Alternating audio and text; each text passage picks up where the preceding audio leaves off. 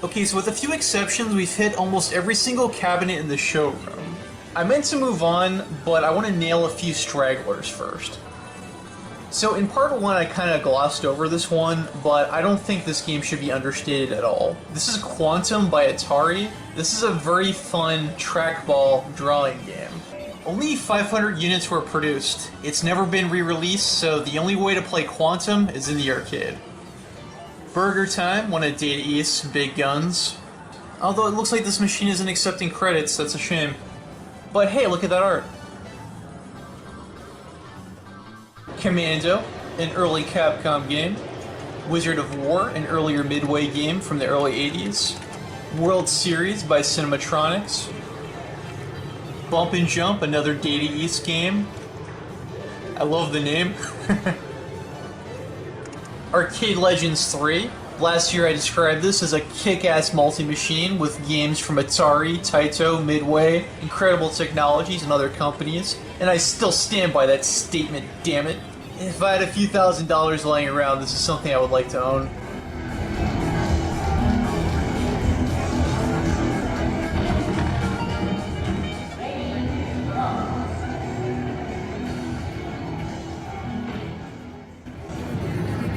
This is Plump Pop running off the Arcade Legends 3. This is a breakout type game by Taito.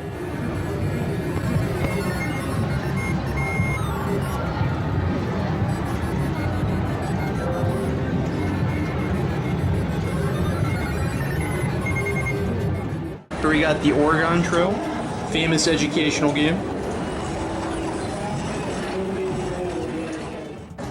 These are EMAC computers from the mid-2000s. Takes me back to middle school and high school.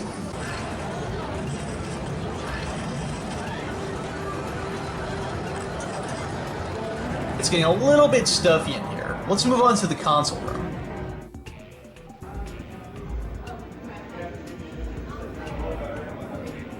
To the left, we got a 1995 Dell computer, Japanese PS2, some kind of Atari computer, Commodore 64, very popular in Britain, and all the way to the right over here, we got an Apple II computer, famous for computing, famous for gaming. Here's a Japanese PS2. They're playing a Kamen Rider fighting game. Let's take a look at some computer games. Atari 800 XL. This, I believe this is an Atari 2600. But it's a computer. No, actually, it looks like there's cartridges that are made specifically for it. I guess this is some kind of console computer hybrid. This is an Amiga playing Turrican 2. These are pretty popular in Europe. Quite a few German and British people I talked to online have played this. Intellivision, set up by Michael Suit. I don't know anything about an Intellivision. Okay, so right here we have two special setups from a gentleman named Anton Gale. Now this is a real CPS2 arcade board, and the ROM data is being read from that little orange box there.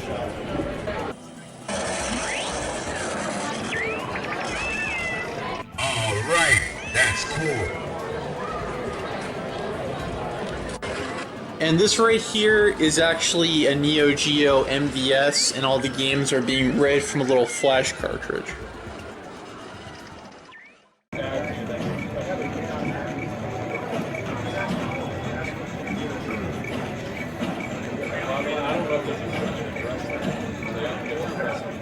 Here's a Neo Geo AES, bringing the arcade experience home with NOM 75.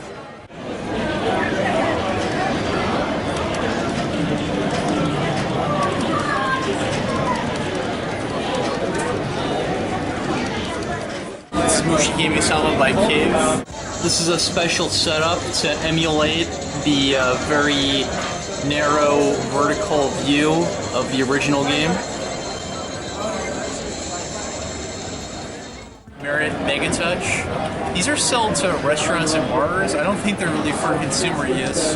And this particular model I have a little bit of nostalgia for because my grandfather, there was some places he would take me out and he would give me some money to play some games, and it would be this particular model.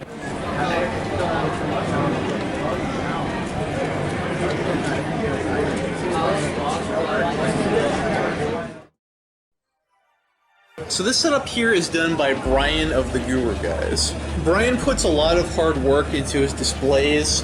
He has a lot of cool toys for the public to play with. Let's go see what he has. There's two types of people. Those who love Dreamcast and those who haven't played Dreamcast. Typing is the most violent educational game ever made. Let's take a look at that keyboard, the paint job that Brian did. It's pretty gruesome. Oh boy.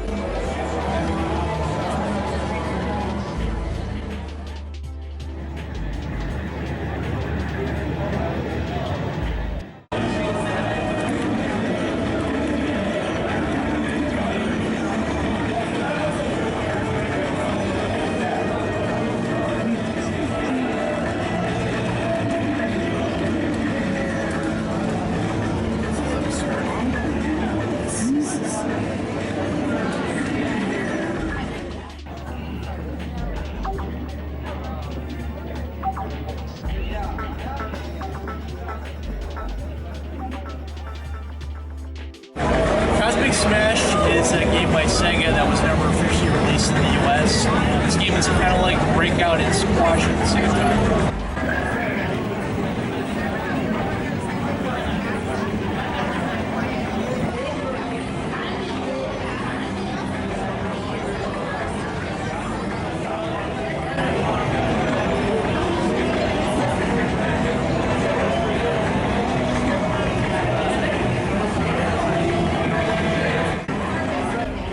Check out that awesome Bomberman design for the Saturn.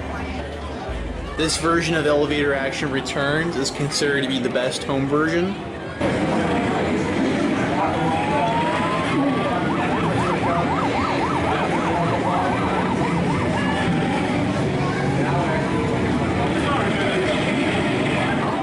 Here we got the Sega Genesis Sega CD 32X monstrosity.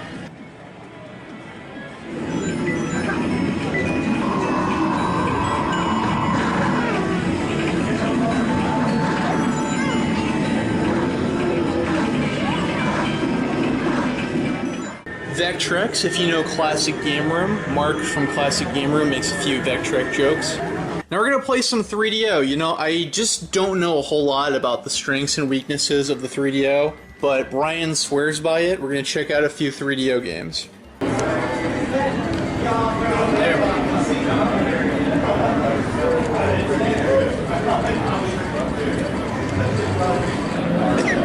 This is really the most expensive.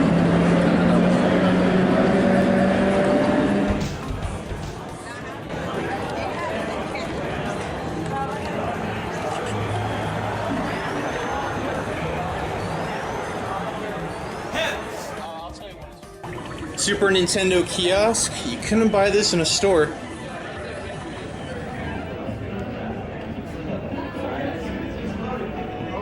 Just get an RGB though. Oh, the output's RGB. Yeah, it's the kiosk RGB. Okay. It's got a weird little RGB cable in it, and then it's RGB monitor.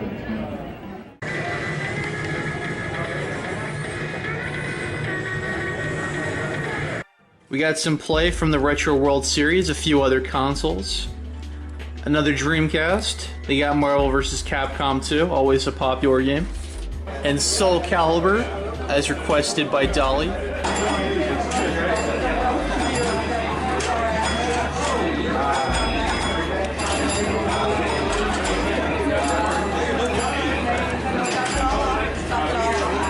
Frogs and Flies for Atari 2600. I didn't know this game existed until a few weeks ago.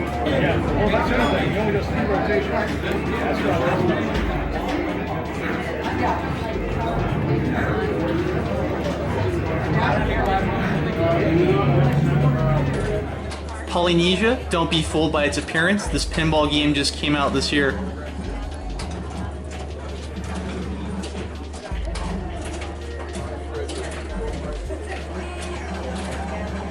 By the way, if you want to see what Sam's been up to, be sure to check out this video. And if you missed one of the previous parts or want to get a shortcut to see them again, be sure to click here. Anyway, I'll see y'all in the next video.